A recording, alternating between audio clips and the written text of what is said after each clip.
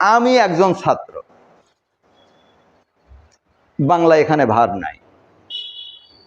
But when I will translate in English, I am a student. I am a student. Am here is a verb.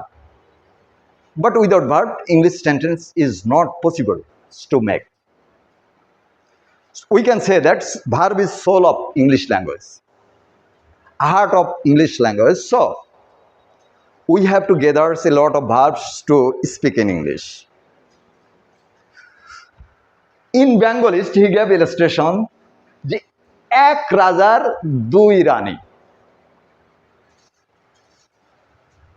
সুরানী ও দুরানী,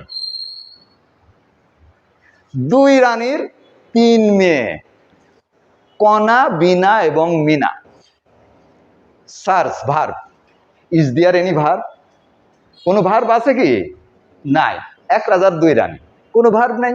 সুরানী ও দুরানী, কোনো verb নাই। দুই রানীর তিন মেয়ে, কোনো ভার্ব নাই।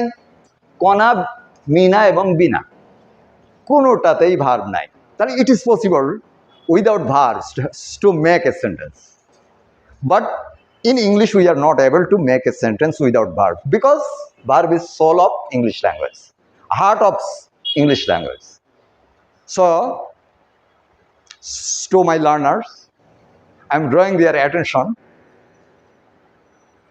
that you have to gather a lot of verb, and every day you should learn a lot of verb.